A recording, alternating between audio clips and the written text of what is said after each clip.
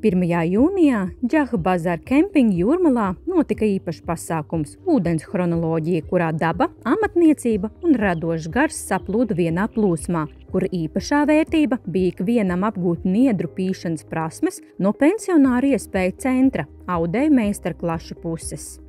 Pasākums ir viens no tradicionāliem vasaras pasākumiem. Mēs veidojam vai nu makšķerēšanas sacensības, vai ēdienu gatavošanas tādus kursus. Šobrīd ir ļoti svarīgi, kad ir ieradušās 4 audējas. Viņas prot ar auklām strādāt, un tagad viņu uzdevums bija no niedrēm veidot tādas, niedru segas vai audumus. Pensionāru iespēju centra audējas ar savām rokām un dzīves gudrību demonstrēja, kā no vienkāršajām niedrēm top unikāli paklāji. Tie kalpos kā aizskari āra dušai. Lai uzspītu niedru paklāju, pirmais darbiņš ir sagriezt zaļās niedres.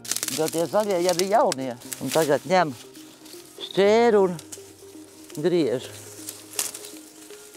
Te jau jāsortē ir, vai tās garākās, nevis tās tievākās.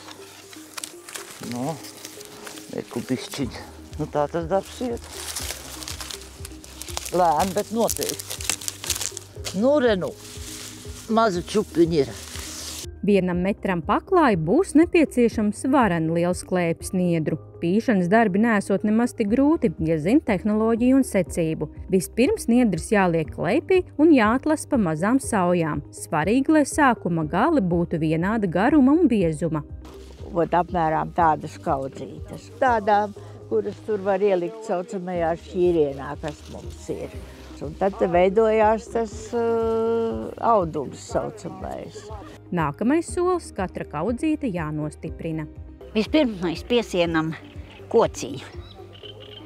Piestiprinam pie tā statīva, kas ir, lai viņš tas turē. Tad saliekam diegus un liekam iekšā tos kūlīšus un sienam klāt, lai izveidot tepiķīti. Mēs ar tādu, tehniku var arī taisīt citādāk, it kā austa. Tās diegus celt augšā lejā.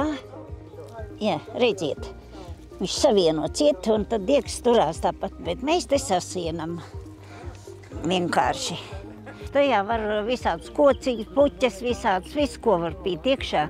Viņš ļoti smuks izskatās. Diegus izvēlās pēc sirds patikas. Linu diegi skaistāki, bet sintētiskie praktiskāki. Tā jau būšot gaumas lieta. Protams, darbiņš prasīs pacietību, bet tas ir paveicams katram. Un piekritīsiet, šāds niedru tepiķis nevien vizuāli skaists dekors vasarai, bet var būt arī ļoti praktisks, piemēram, kā paklājiņš uz lāves. Skaisti, oriģināli un praktiski. Te vēl taps dekoriņi pielikt, tā ka viss būs gatavs.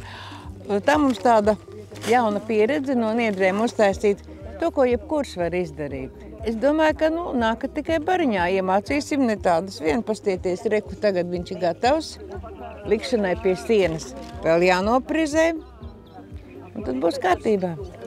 Niedri šeit nav tikai materiāls. Tās ir simbols. Simbols tam, ka no vienkārša un pieejama iespējams radīt ko vērtīgu. Šī prasme mums ir tagad apgūta arī, un mēs esam ar mieru dalīties.